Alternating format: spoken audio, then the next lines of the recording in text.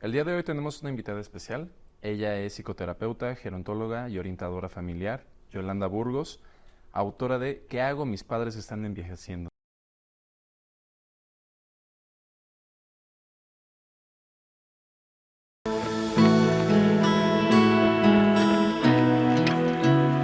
Bienvenida, Yolanda, aquí a este podcast. Coméntanos, aunque el título es muy sugerente, ¿de qué trata este libro que acabas de publicar bajo el sello H Actualidad? Bueno, antes que nada, muchas gracias por la invitación. Gracias por acogerme en esta casa editorial, cosa que agradezco profundamente. Mira, el libro, yo tengo más de 20 años dedicándome a lo que es el cuidado, o sea, a trabajar con personas cuidadoras de personas dependientes y al estudio del envejecimiento. Entonces, diseñé hace muchos años un diplomado para profesionalizar cuidadores. Y entonces al diplomado acudían personas que estaban cuidando a sus padres o a sus hijos, pero las que cuidaban a sus padres se hacían preguntas como muy recurrentes, ¿no? Después, en la parte clínica, como psicoterapeuta, lo mismo, llegaban en la parte de orientación gerontológica, que es como yo la nombro, llegaban los hijos a decir, oye, a mi mamá le diagnosticaron un Alzheimer, oye, un caso que tuve, mi mamá se fracturó las vértebras y quedó impedida, cosas de ese estilo. Entonces, más que un proceso terapéutico personal, lo que querían eran respuestas. ¿Qué va a pasar de aquí en adelante? ¿Cómo van a evolucionar ciertas cosas? ¿Cómo debe de ser el trato con nuestros padres, ¿no? Y esas dos cuestiones a nivel profesional, pero yo también tuve padres que envejecieron y que cuidamos. Y entonces dije, ¿por qué no hacer como estas preguntas generales, responderlas lo mejor posible, aunque yo sé que el envejecimiento es individualísimo? Entonces, aunque esto trata de temas generales, no aplican ni es una guía exacta de lo que debe uno de hacer, pero sí tener un panorama general, respetando sobre todo que es lo que es el eje central del libro, la dignidad de las personas, ¿no? Entonces, así surge este libro. Sí. Qué bonita manera de querer ayudar a los demás desde también tu experiencia propia. Sí, claro. Entonces, de tu libro, ¿cuál es su diferenciador de otros libros de apoyo para el cuidado de personas mayores? Mira, normalmente los libros que yo encontré en el mercado te decían envejecimiento exitoso, envejecimiento saludable, envejecimiento, ¿no? Pero todo era como un trabajo personal para llegar a viejo de una mejor manera. Desde la academia, claro que se habla de las dinámicas familiares y desde el proceso psicoemocional lo mismo, ¿no? Cómo envejecer de una manera más sana psicoemocionalmente. Hace poco pasó el Día de la Salud Mental, pero no se habla de esto. Pero aquí la pregunta constante era, ¿qué hago? ¿Cómo manejo? ¿Cómo tiene que ser mi actitud? ¿Cuál es la relación? Eran como muchos cuestionamientos que se hacían y me hice yo en mi momento, de que nadie te decía por dónde ir. Y para eso no necesitas ir a terapia, necesitas simple y llanamente orientación con fundamento, por supuesto, porque por eso soy gerontóloga, pero una orientación de cómo es el trato con el otro, ¿no? O sea, no son solo habilidades sociales, son habilidades con los seres a los que quieres y los que te han querido, que cambia totalmente la dinámica familiar. Que eso me parece sumamente valioso del libro porque pues al fin y al cabo estamos involucrados emocionalmente a tal grado con nuestros padres que es bien complicado tocar el tema del envejecimiento con ellos, ¿no? Y tú siempre lo estás mencionando en el libro, tratándolo de la mejor manera posible, cómo nos podemos acercar, ¿no? Cómo podemos abrir esa conversación. Cuéntanos un poco sobre cómo poder abrir esa conversación, que pues al menos hasta donde tenemos entendido aquí en México, pues es bien complicado realizar, ¿no? Sí, es complicado. Pero mira, el envejecimiento en realidad se debería de preparar varias generaciones antes, ¿no? Ya cuando nos agarran con los dedos en la puerta, hay veces que ya es como muy complicado, ¿no? Pero, por ejemplo, la perspectiva que tenemos nosotros del envejecimiento es totalmente distinta. A un joven de 15 años, un viejo es uno de 30. Muchachos, ¿qué creen? ¿No? Para uno de 30 es uno de 40 o de 50, ¿no? Y después, por ejemplo, para las personas mayores, dicen, se murió fulanito que tenía 80 años, ¡qué joven! ¿No? O sea, ya el comentario, pero sí estaba muy joven. Entonces, es algo muy difícil de determinar. Por ejemplo, legalmente, la vejez en México empieza a los 60 años. Claro que hay que poner un límite para cuestiones administrativas, ¿no? Pero, y la edad biológica, hay personas que tienen una salud intacta a los 90 años, y hay personas que tienen 30 y están para llorar. Sí. Entonces, es como muy relativo. La edad importante es la individual. ¿Yo de qué edad me siento? Y les aseguro que la mayoría, hay honrosísimas excepciones, pero la mayoría nos sentimos mucho más jóvenes de lo que somos. Yo, por ejemplo, me siento mucho más joven. Cuando me veo en el espejo digo, sí estás grande. Entonces, es como muy relativo. ¿Cómo nos podemos acercar? Mira, desde que una persona en sus 50, como es mi caso, que cambio el celular, y por supuesto que me tardo mucho más que cualquiera de ustedes, y le digo a mis hijos, oye, ¿me ayudas? ¡Ay, mamá, de veras! ¿No? Eso ya son formas de ir rechazando algo que quizás nosotros lo estamos aprendiendo más lento, pero no menos seguro, ¿no? En estudios, en investigaciones, se han hecho ejercicios de, por ejemplo, de tiempo de reacción. Una persona joven lo que tiene es un tiempo de reacción muy rápido. Las personas mayores, a partir de los 50, nos vamos volviendo un poco más lentos. Entonces, el tiempo de reacción es más lento, pero la ejecución es más precisa en las personas mayores, aunque ustedes no lo crean. Entonces, ir quitándole como mitos al envejecimiento, que conforme ganas años pierdes capacidades mentales, cognitivas, se hacen más lentas, pero no se pierden en su totalidad. Entonces, yo creo que eso nos ayuda, yo que estoy a 20 minutos, a las personas que ya son mayores, pero sobre todo ustedes para preparar su envejecimiento, ir quitándole el edadismo, ¿no?, a las actividades. Y de esa forma, al acercarnos con nuestros seres queridos, desde un nivel más o menos horizontal, permitirá que la relación sea mucho más sana que si nos ponemos por arriba. Claro. ¿No? Yo sé más, tú ya no sirves, tú necesitas. Eso es el grave error. Claro. Claro, o sea, creo que esto pasa mucho, ¿no? Cuando nos convertimos como en cuidadores de personas mayores, el que un poco hasta el ego y esto de, pues yo todavía tengo la energía y yo todavía tengo esta respuesta más rápida, ¿no? Que nos puede llegar a ganar, ¿no? Sí. Entonces, pues, pero por ejemplo, en mi caso yo veo a mis tíos, mi tío ahorita tiene 70, creo, y mi tío más joven tenía como 50. Y mi tío más grande es el que tiene más energía, responde todavía muy rápido, es el que sigue corriendo, haciendo cosas, y mi tío se ve mucho más acabado. Entonces pienso como esto de el edadismo sí afecta como estas relaciones con los mayores, ¿no? Por supuesto, porque predispone, ¿no? Sí, claro. Ya tiene tal edad, ya entra en esto. Miren, por ejemplo, cuando uno estudia en psicología las teorías del desarrollo, pues se acuerdan de Piaget o de Freud, pues dividen, ¿no? Los 2, 5, 8, ¿no? Sí. Y aquí a todos nos meten en el cajón de los 60 y ahí vas. Y no es lo mismo una persona de 60 que de 70, que de 80, que de 90 y de 100. Es absolutamente distinto. Si se fijan, por ejemplo, en la sociedad, realmente las generaciones en el poder son gente de 50 años. Sí. Son los directores de empresas, son gobernantes, son... Entonces, ¿en qué quedamos? ¿Servimos o no servimos? ¿No? Sí. Que ahora que mencionas esto de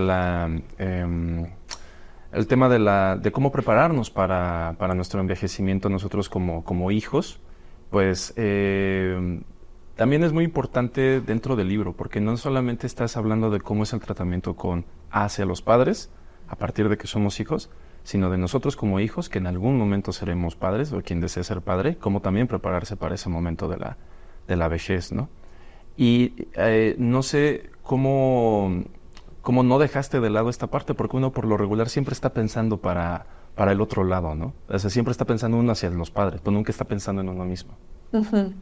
Sí, fíjate que una lectora a la que yo quiero mucho, una mujer muy culta, está en sus 60s, me decía, yo cuando leí el libro no pensaba en mis hijos, pensaba en que esto es lo que no quiero que mis hijos se pregunten. Esto es lo que yo quiero resolver mientras pueda para que ellos no tengan que pasar por estas dudas y estos conflictos que se plantean en el libro. Qué bonito. Sí. A mí también me sorprendió, yo no lo escribí así, pero sin embargo, yo creo que es la maravilla de los libros, ¿no? Que cada quien le va encontrando un prisma diferente. Sí, claro, creo que eso es muy bonito de que pensar en desde, bueno, yo no quiero dejarle estos problemas a mis hijos y dejarlo lo más ordenado posible. Exacto. Por ejemplo, pues por ejemplo, yo pienso en mi familia y en mi vida, que pues yo desde los 14 años mi abuela la retiramos por cuestiones de salud, de su trabajo, y empezamos a ser cuidadores todos en mi familia. Entonces, desde muy jóvenes se nos ha inculcado cómo prepararnos para nuestras vejeces. O sea, de tanto con mis tíos, como con mi mamá, como nosotros, de cómo nos preparamos nosotros por ejemplo, yo que no quiero hijos, cómo yo me voy a preparar en mi vejez para que mi hermana no me cuide o mi sobrino me cuide. Estas cosas ya empiezan a tomar como más sentido. Claro. Y entonces, yo cuando estaba leyendo tu libro, para mí fue de que, esto sí, ya lo vivimos con mi abuela, y cómo yo me puedo preparar de esta forma, cómo yo lo puedo ver desde otro lado. Y, por ejemplo, hay una parte que se me hace muy curioso, que ahorita comentaste de que no es lo mismo de envejecer a los 60, que a los 70, que a los 80, que a los 100. Entonces, ¿cómo puedes tener estas pláticas en estos diferentes momentos de la vida con una persona? Esa es una duda que tengo yo. Ok, es que es un proceso. Uh-huh. Es verdaderamente un proceso. Hay veces que nos empieza a cascabelear la vista y después la rodilla, y son cosas que llega un momento. Antes, lo que pasa es que con el aumento de esperanza de vida, también las etapas de la vida han ido cambiando. Y antes se hablaba de la crisis de los 40, ¿no? Ahora, bueno, no hace unos años hablaban de la crisis de los 50, ahora ya estamos en los 60 y empezamos con las crisis. Pero es que es un proceso, es un continuo, no nos podemos fraccionar. En esto de que nos metan a todos de los 60 para arriba, no nos podemos fraccionar, porque hay cosas que podemos seguir haciendo. Yo tuve una persona conocida que, por ejemplo, tuvo esclerosis lateral amiotrófica, era un hombre relativamente joven, y él era médico, pero él seguía atendiendo vía Zoom, ¿no? El uso de las tecnologías. Pues lo mismo está pasando con los viejos 2.0, que ahora sí se conoce, porque son personas que siguen siendo funcionales, que tienen cierta independencia, y que se están adaptando a este nuevo mundo y de una manera muy aceptable. Pero ahorita que comentabas que en tu familia, que han sido cuidadores desde muy jóvenes, fíjense el gran problema que se hace cuando nosotros empezamos a tratar como viejos a personas que todavía son funcionales. O sea, la vejez no lleva incapacidad inherente. Claro. Eso no es cierto. Entonces, he tenido pacientes que me dicen, es que mi mamá ya, les voy a poner un caso, mi mamá le tengo que preparar sus medicinas, la tengo que llevar al doctor, le tengo que hacer el súper, le tengo que no sé qué. Le dije, ok, ¿y qué enfermedad tiene tu mamá? Tenía asma, ¿no? ¿Y qué edad tiene tu mamá? 60 años. Y dije, ese es uno de los grandes errores. Como ya tiene 60 años, ya es mayor y entonces ya tengo que hacer todo eso por ella. ¿A qué nos estamos condenando?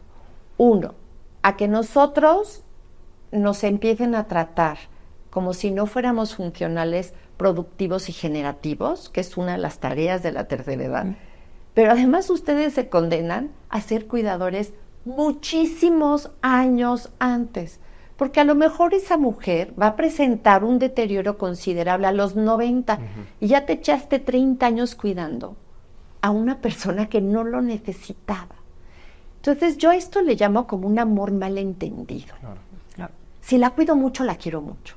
No, si la cuidas mucho, la nulificas mucho y te empiezas a estropear la vida tú mucho tiempo.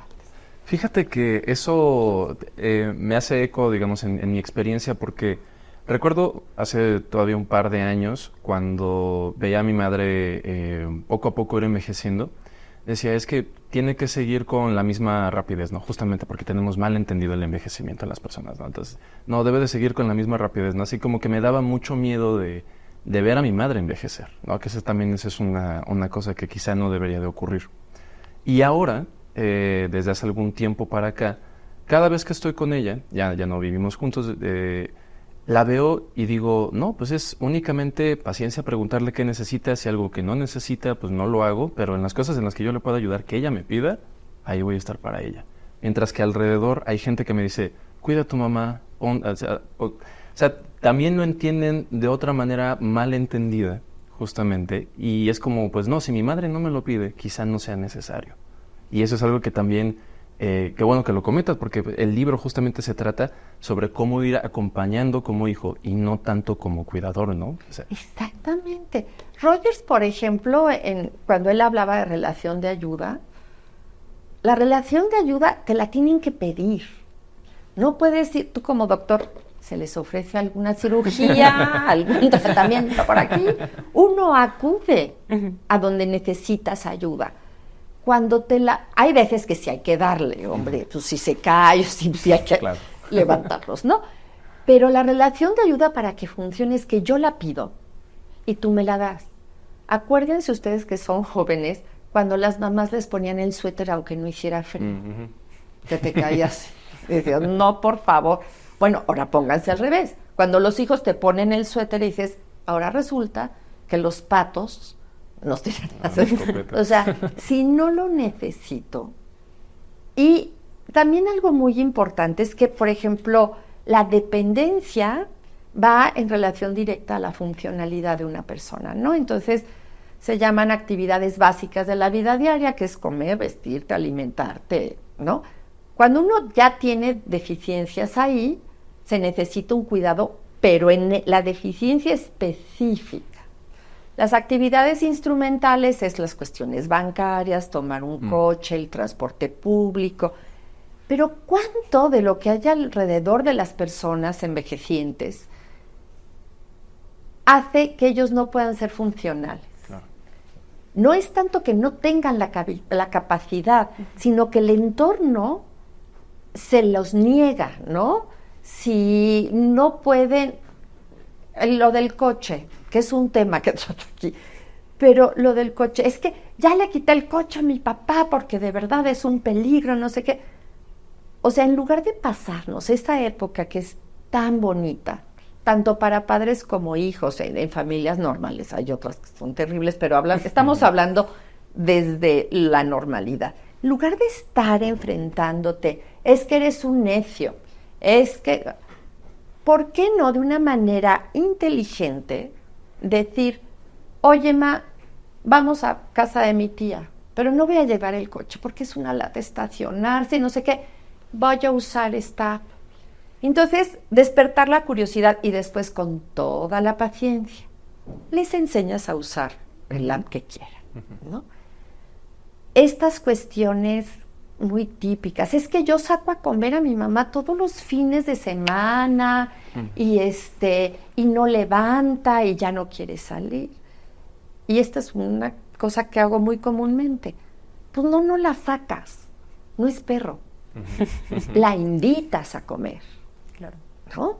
Y yo la invito, pero es que imagínense, uno es una persona mayor y a lo mejor tiene ciertos achaques, pero entonces te vuelves el sujeto de lástima, de compasión, de ayudas, y a lo mejor tú te sientes muy bien, pero todo el mundo te atosiga. Y además te sacan a pasear, ¿no? Y empiezas a desfigurarte. Cuando tú eras el ama de casa o la mamá que trabajaba o la que les enseñó lo básico a ustedes, y de repente tú eres un sujeto que nada más recibe. Se pierde el sentido de vida. Qué diferente es decir, oye, ma, vamos a comer, te tengo un chisme, o tengo este problema, o me gustaría tu consejo. Cuando haces eso, cambia totalmente la dinámica y las personas quieren salir. Pero para que me hagan el favor, me quedo en mi casa. Claro. ¿No? Ahorita que hablas de eso, del cambio de sentido de vida, creo que es muy común cuando esas cosas pasan de que, como dices, ¿no? De que la sacas del paseo, pues que soy perro. Que las personas mayores entran en depresión, ¿no? Porque están perdiendo quiénes son. Sí. Es una pregunta muy interesante. Cuando cualquier persona, sin importar la edad, pierdes el sentido de tu vida, y entendamos que no hay un solo sentido de vida, ¿no? Ustedes tienen el sentido de su trabajo y eso los lleva, pero además tienen sus cuates, pero además tienen sus amores, todo eso va dando sentido y dirección a la vida. Pero con las personas mayores es muy común, ¿no? Yo, por ejemplo, soy maestra, soy psicoterapeuta. No, yo soy Yolanda y trabajo como psicoterapeuta y doy clases, porque si yo soy, el día que deje de ser, me voy a perder. Entonces, cuando uno se jubila, lo que tienes que pensar es, ¿ahora en qué voy a trabajar? Claro. Esa es la realidad. Porque esta fantasía de que me voy a dedicar a tomar el sol, ¿qué voy a hacer? ¿En qué voy a trabajar? ¿A quién voy a ayudar?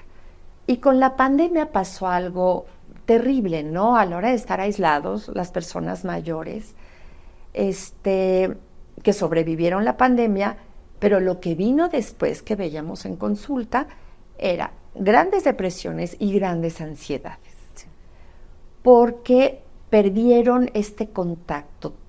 Mira, todo lo que aprendemos entra por los sentidos, todo. Pero cuando tú te quedas aislado en tu casa, en el caso de la pandemia, los olores ya no eran iguales. El roce de la gente, poder salir a la calle y ver más allá de 2 cuadras. Todos esos estímulos se perdieron. Hubo una deprivación sensorial, que lo que hizo es que estas personas se hundieran, ¿no? En la soledad, en el ya no sirvo. Entonces, sacarlos es volver a ponerlos en contacto con todos esos estímulos para que de ahí se agarren y ahí sí, en un proceso terapéutico, puedan volverle a encontrar un camino a su vida, ¿no? Claro. Entonces, sí, la depresión puede ser muy común y está subdiagnosticada. ¿Y cómo crees que uno como hijo o como nieto puede ayudarlos a salir de esas depresiones que, pues, por ejemplo, después de la pandemia, mi abuela decía que la encerramos, que la teníamos como Rapunzel? Ella se lo tomó con mucho humor, pero así como que le escuchábamos este coraje de que pues nadie viene a verme ni nada, y a pesar de que le dijéramos de que hay una pandemia mundial, esto está pasando, pues para ella era de, me tienen encerrada, no quieren que salga. Entonces, ¿cómo puedes ayudarlos como a salir y que vean otras perspectivas cuando ya entraron en depresión o en ansiedades? Bueno, lo más importante que tengo que decir aquí es que puede haber rasgos depresivos, ¿no? Pero una depresión te la tiene que diagnosticar un médico, llámese psiquiatra, geriatra, neurólogo. No, porque es muy común decir, estoy depresivo. Bueno, por eso hay tanto subdiagnóstico. Entonces, una depresión reúne ciertas características que tienen que ser diagnosticadas por un médico. Ahora, si ustedes ven rasgos depresivos, lo primero y más sencillo que hacer es esta estimulación sensorial. Es decir, vamos a comer algo rico, la sopa que me hacías, vengo a verte porque se me antojó la sopa, le avisas antes. Huele rico, y empezar todos los sentidos, desde la vista, el tacto, y que empiecen a volver a sentir, porque de ahí puede empezar como el entusiasmo. Después, no asumir ni suponer que uno sabe lo que el otro quiere, lo que tú bien decías, que necesita, ya me lo pedirá, pero si está con rasgos depresivos, tú sabes que le gustaba, ¿no? Sí. Hacerlos sentir útiles. Yo te necesito, yo no te estoy haciendo a ti el favor de venirte a ver. Yo vengo a verte porque me haces tú el favor. Eso va cambiando poco a poco el autoconcepto y la visión de cómo estaba la familia. Ellos vuelven a tomar el papel preponderante que en realidad nunca deben de perder, ¿no? Sí. Entonces, no sé si eso te... No, sí, me deja muy en claro que creo que es esto de que vuelvan a su papel preponderante, porque creo que pasa mucho que queremos como quitarlos de ahí y que alguien quiera asumir ese papel que antes tenían. Llega a pasar mucho, ¿no? Y más cuando no es solo un hijo el que cuida, sino hay lucha de poderes de quién quiere tomar el control sobre todas las decisiones. Sí, pero además de lejitos. Ajá, de lejitos. Además de Intentando delegar. Digo, a mí no me pasa eso porque soy hijo único, pero en tu caso, por Qué ejemplo, envidia. En nuestro caso, pues, por ejemplo, mi abuela tuvo 4 hijos. Mi mamá es su cuidadora principal ya ahorita que ella tiene 94 años. Entonces ya mi abuela, pues, por ejemplo, esto que dices sí, yo confirmo que no era lo mismo acompañarla a sus 60, que seguía manejando, que seguía haciendo cosas, todavía le damos libertad financiera. Todo esto, ahorita a los 94, que 100% todos ya tiene cuidadoras, ya le contratamos a alguien que la cuide en las noches porque se cae. Y mis tíos son de, es que déjala, y todos de... Y nomás mis hermanos y yo, que somos los que estamos constantemente acompañando a mi mamá en estas cuestiones de cuidado, es de, no, es que si hacemos esto se puede lastimar porque ya no, sus rodillas son frágiles, ¿no? Y no, es que si se duerme a tal hora ya va a estar batallando al día siguiente.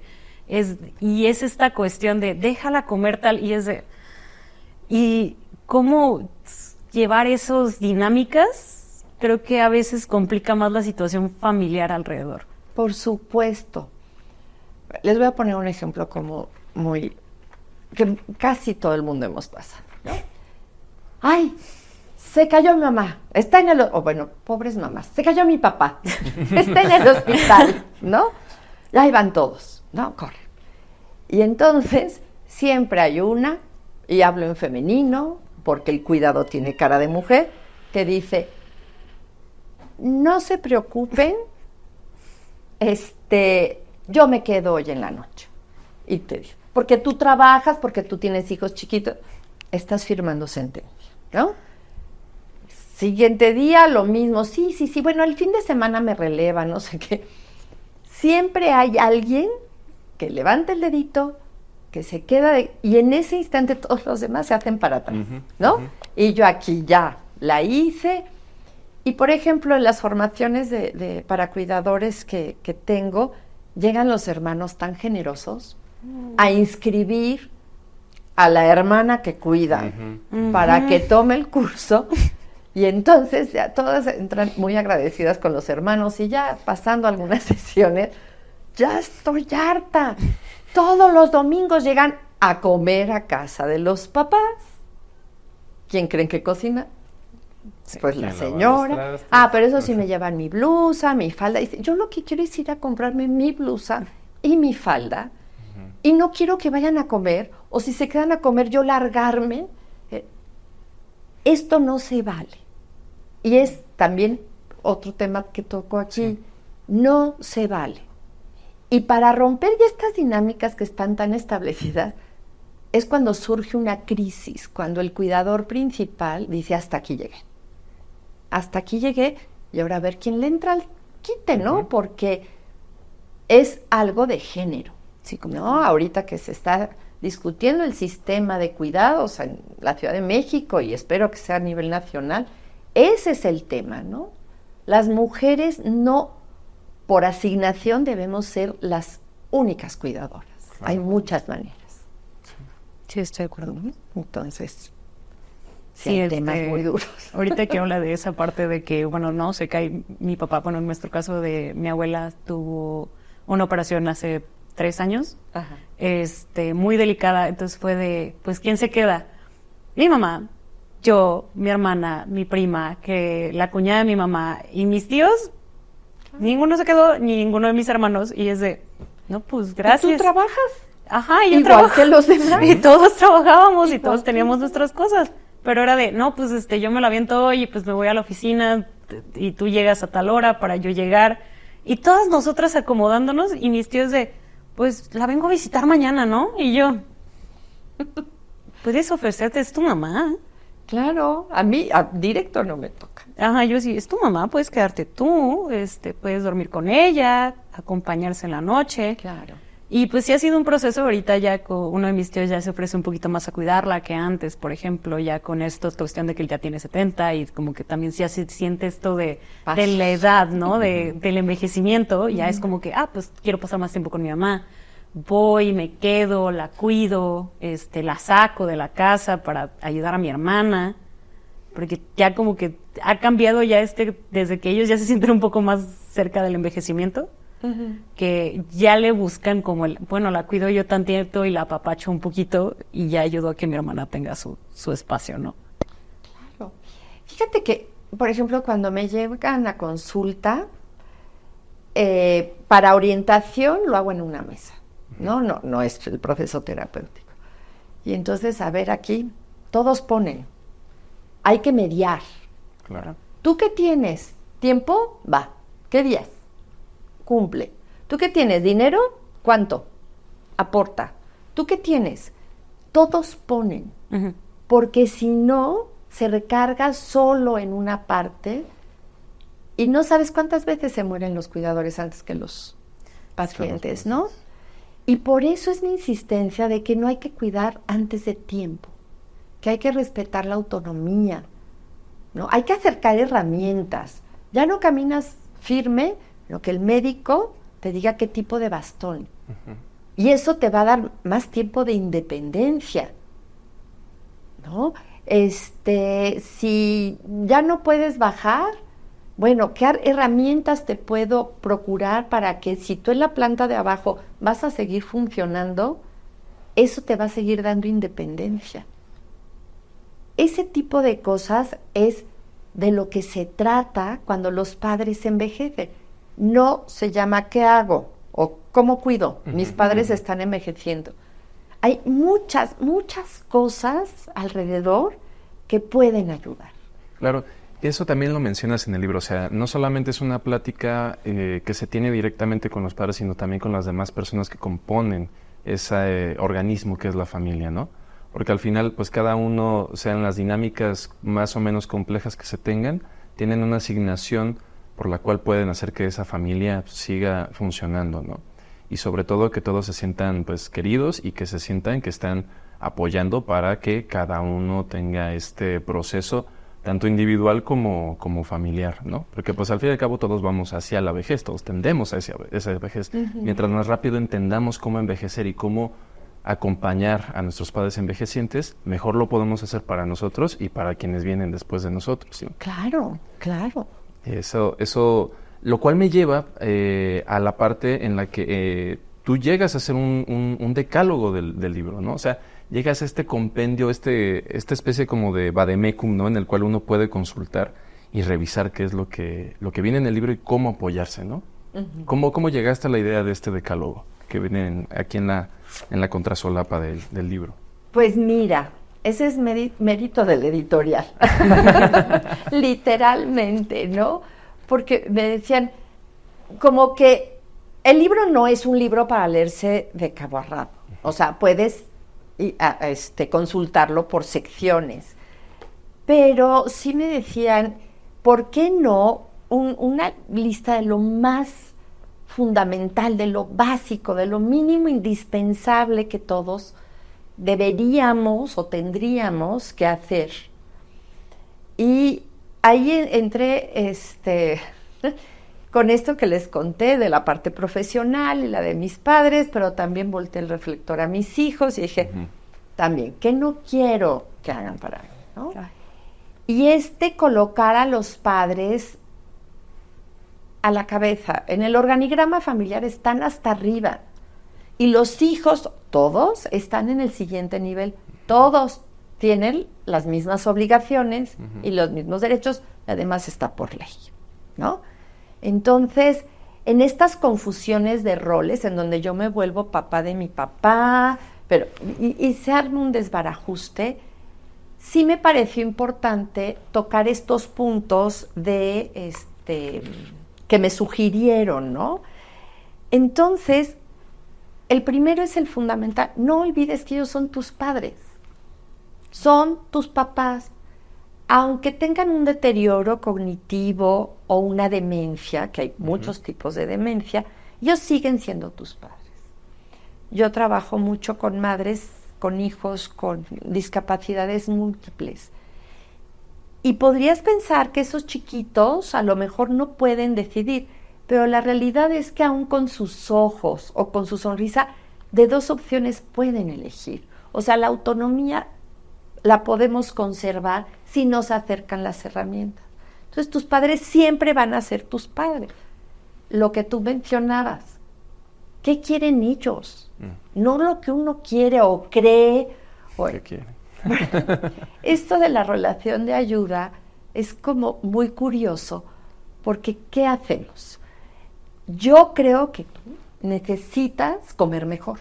Entonces te voy a hacer sopa y te la voy a llevar todos los días. Y, o sea, va a llegar un momento en que digas, oye, no, ni la pedí ni la quiero. Y la reacción es, qué malagradecido. ¿Cómo es posible uno que se esfuerza? Entonces, la clave es que la relación de ayuda hay que esperar a que te pidan en caso de poderlo hacer, Claro. ¿no? Saber qué es lo que necesitan. El amor malentendido, el hacer todo por tus papás no hace que los quieras más, los inutilizas mucho más, ¿no? Eso es importantísimo no hacerlo antes de tiempo, ¿no? En estas ambigüedades que tenemos con los padres cuando es que tengo que ir a ver a mi mamá porque no he ido, porque tenía mucho trabajo, pero tengo una fiesta, ¿qué hago? Es que soy un mal hijo porque no estoy ahí, pero me muero de ganas de... Entonces las personas damos como bandazos entre la culpa, ¿no? Y la obligación. Y si tus padres están bien cuidados, si tus padres están bien queridos, no pasa nada porque hoy no vayas. No pasa nada. Es muy curioso cuando ya están al final, los hijos se pelean, ¿no? Ya está al final, entonces todos salen en carretera y corriendo el último minuto. Como decía San Francisco, en vida, hermano, en vida. Porque si tú lo hiciste en vida y no llegaste a los 10 minutos de su muerte, no pasa nada. Lo diste. ¿No? Entonces, no hay que vivirse culposo. La culpa viene cuando hay una intención. Aquí voy a hacer un pequeño paréntesis porque me resuena mucho, ¿no? En estas partes en las que a veces por trabajo tengo que salir y no veo un fin de semana a mi madre o tengo muchas cosas que realizar, pero siempre hablo con ella un día antes de la hora en la que nos vayamos a ver o del día en que nos vamos a ver y es como, ¿sí nos podemos ver? ¿No nos podemos ver? ¿Vamos a comer? ¿Vamos a cenar? ¿Qué vamos a hacer? ¿No? Y entonces se llega a esta... Pues no es una negociación, este acuerdo mutuo de, ¿sabes qué? Hoy quiero ir a tal lado a comer, vamos a tal lado, ¿no? No te preocupes, no pasa nada, no nos podemos ver este fin de semana, el que viene, y es más, yo paso por ti el trabajo y todo, porque pues, mi madre sigue trabajando, entonces luego voy por ella y entonces nos vamos y a cenar y ahora sí que chismeamos a gusto, ¿no? Actualizamos esas 2 semanas que no nos vimos y es, la verdad es que sí, ya le quiero dar este libro también a ella y platicarlo con ella porque me abrió también a mí una posibilidad de tener esta conversación que había pospuesto durante algún tiempo con ella. Pero fíjate qué curioso, me describes que tu mamá es una mujer entera, que trabaja, y el entorno te dice, cuídala. No hay que prestarse esos chantajes, o sea, no. A mí, por ejemplo, cuando mis hijos, ya no, pues, no, espérate, aunque sea gatas, pero sí llego. No o sea, ahorita la riqueza que tienes tú en esta relación con tu mamá es que ya se está haciendo como horizontal. Puedes platicar de temas mucho más lindos, debatir, confrontar ideas, que a lo mejor de chamaco no podías porque te estaban, pues, como formando, ¿no? Pero ahorita sí, ya entras en estas discusiones que son sabrosísimas con los hijos, de lo que sea. Y como padre, estar escuchando, aunque sean diferentes, dices, estoy haciendo bien mi chamba. Cuando uno siente que no está haciendo bien la chamba es cuando te quieren inutilizar. Ahí dices, ¿en dónde me equivoqué? Para que se me quieran subir a las barbas. Claro. ¿Qué hice mal? Entonces, por ejemplo, en mi caso, mi mamá, la lección, era una mujer a la que yo admiré y quise muchísimo, pero la lección más grande de vida que me dio fue en su proceso de muerte, ¿no? Cuando yo vi su proceso de muerte, dije, no inventes, ¿qué tamaño tiene mi mamá? Esa fue la lección. Que si yo hubiera querido huir o hubiera estado encima de ella, es que tienes que hacer esto, me hubiera perdido esa riqueza que me dio al final de vida. Entonces, yo desde mi perspectiva, que les digo que estoy a 20 minutos de ya entrar legalmente, ustedes como jóvenes y con los viejos con los que trato, es un gran desperdicio no entablar estas conversaciones con ellos, porque perdemos todos, ¿no? Entonces, qué bien que lo estás haciendo con tu mamá. Muchas gracias. Creo que yo, a diferencia de Alonso, pues en mi familia siempre se ha hablado desde la vejez, ¿no? Por ejemplo, mi abuela siempre habló de que yo me quiero morir a mis 105 años, ella decía. Okay. Entonces ella siempre dejó, por ejemplo, yo tengo desde recuerdos que ella dejó su testamento listo desde siempre, ella dejó todo planificado, simplemente esperaba que su retiro fuera hasta mucho después, simplemente por cuestiones de salud, pues tuvo que ser antes. Y si no... Sí, a pesar de este proceso de cuidado, cuando estaba enferma y que tuvimos que hacer todo este proceso, ya luego fue un proceso de cuidado de que poco a poco irle dejando, pues quitándole ciertas independencias porque ya era como que muy peligroso. Mi abuela dejó de conducir a los 80 años. Y no porque quisiera, simplemente porque tuvo no un accidente de carro, sino porque se cayó, porque no pisó bien un escalón y pues ya, fue de, pues ya, aquí encontramos el... Pero sí... Por ejemplo, yo no tuve ese proceso de, como Alonso, de cómo hablo de la vejez y cómo dejo estas cosas listas, ¿no? O cómo planificamos estos detalles, ¿no? Por ejemplo, en mi caso, en mi familia, es el proceso de cómo dejamos nuestras independencias, cómo suelto, cómo pido ayuda. Okay. Por ejemplo, con mi abuela fue oiga, ¿cómo la ayudo con esto? No, yo no ocupo ayuda. Y pues sí, y era y ya nomás la observábamos y veíamos que sí batallaba, pero ya llegó un punto en donde ya era un peligro para todos alrededor. Por ejemplo, ya cocinar en un punto era de que a mi abuela le gustaba mucho hacerse su desayuno y su café, pero ya dejaba la estufa prendida, o no lo cerraba bien, y es de, ¿cómo no quieres ayuda? Pero yo ya estoy viendo que yo ya también corro peligro aquí, ¿no? ¿Cómo puedes tú tener este tipo de pláticas con personas que son tan independientes y tan, pues un poco, pues ya su cuestión también creo que del ego, ¿verdad? Pero ¿cómo puedes tener ese tipo de pláticas? Mira, yo creo que no es lo mismo hacerlo por ello que supervisarlo. Ya. ¿No? O sea, no es lo mismo. Yo bajo, te hago el desayuno porque dejas la estufa abierta y te lo subo, te acompaño a que hagas el desayuno y lo supervisas. Ya. Ese tipo de cosas es como irle cambiando la perspectiva. Imagínense ustedes si sus mamás les siguieran abrochando las agujetas. Tuvo que llegar un momento en que les digan, a ver, aunque te tropieces y te caigas, abróchatelas, ¿no? Claro. Pero así como para que una persona crezca, uno tiene que irse alejando de el control cuando son muy pequeñitos. Pero es como un cometa, ¿no? Tú sabes cuándo irle soltando cuerda a los hijos. Hay veces que se dan y más de regreso. Pero tienes que irle soltando cuerda porque una buena crianza es cuando ya son independientes. Claro. Cuando ya... En la vejez no es que eso se revierta y entonces, bueno, de facto la gente empieza a cortar cuerdas. Entonces te quitó el coche, ya no cocinas, no sé qué, te empiezan a quitar. Pero pónganse por un momento cerrando los ojos, ¿qué pasaría si yo ahorita les quitara todo? Sí, y ustedes sintiéndose como se sienten, ¿no? Lo mismo pasa con las personas mayores, entonces no es quitarles, es supervisar. No es quitarles el coche, antes de quitárselos, ¿por qué no sugerir? ¿Y por qué no demostrar que las aplicaciones pueden funcionar? Y después, ¡ay, mira lo que me ha ahorrado de tenencia, de verificación, de no sé qué! O sea, todos esos son argumentos que te hacen razonar y decir, mira, puede que tengan razón.